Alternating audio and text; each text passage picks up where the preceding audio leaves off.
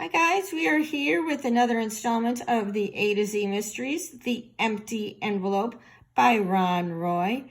Today we are going to dive into Chapter 3.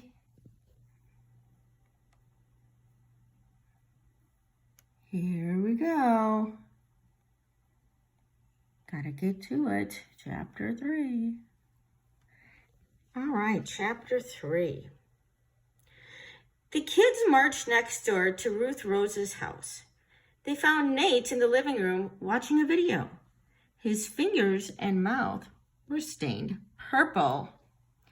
Nate, did you take Dink's letters? Ruth Rose asked. Nate looked at his sister with big blue eyes. He shook his head. Nope. Ruth Rose glanced at Dink and Josh. She rolled her eyes. Okay, then who took them? We found your jammy fingerprints. Nate hid his hands under his t-shirt. Steggy did, he said softly. Dink knelt down to Nate. Where did Steggy put the envelopes? He asked.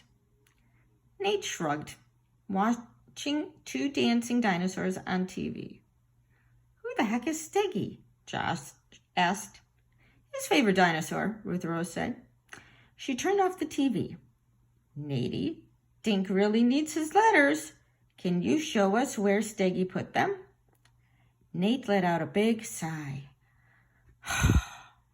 He got up and walked into the kitchen. The kids followed. Nate pulled open the refrigerator door. He stuffed Stegosaur sat on the shelf next to a bowl of strawberry jello. Steggy had 5 blue envelopes in his mouth. Josh laughed. Yo, Nate, don't you know dinosaurs hate the cold? Nate pulled Steggy off the shelf and shut the door. Steggy's playing mailman. It's hot outside, he said.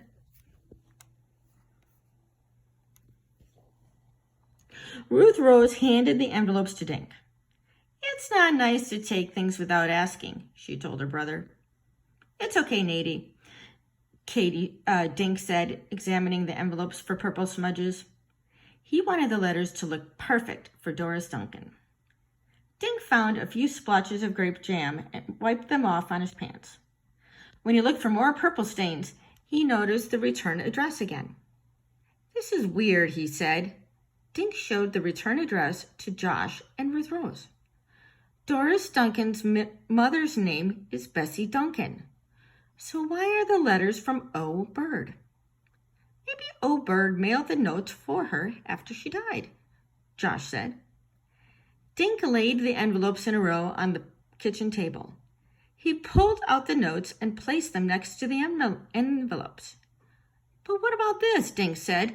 The letters are all dated last week. But Doris Duncan told me her mom died last month. Mind if I get some milk? Josh asked. Go ahead, Ruth Rose said, picking up the empty envelope. And why would anyone send her own daughter an envelope with nothing in it? Dink nodded. It doesn't make any sense, he said, unless those letters aren't really from her mother. But why would Doris tell us a story like that? Ruth Rose wondered. Josh picked up one of the letters. He read it quickly.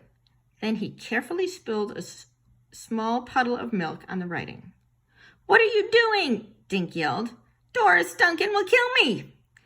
Wait a second. Josh smeared the milk around his finger.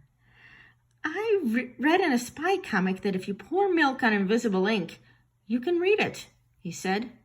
Maybe there's a secret message.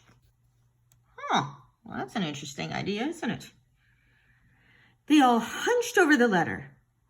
No hidden writing appeared, but now there was a wet, milky blotch over some of the words.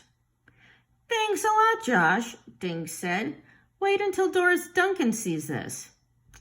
Ruth Rose blotted the letters with a paper napkin.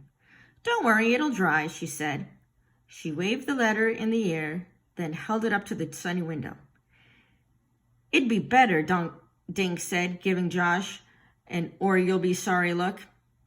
Guys, look at this, Ruth Rose said. There are 2 pinholes in the paper. The holes go right through the letters H and D.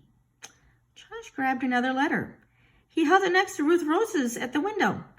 This one has a hole too, he said. There's a tiny one right through the letter J. Dink joshed up and looked at the pinholes. Then he stared at his friends.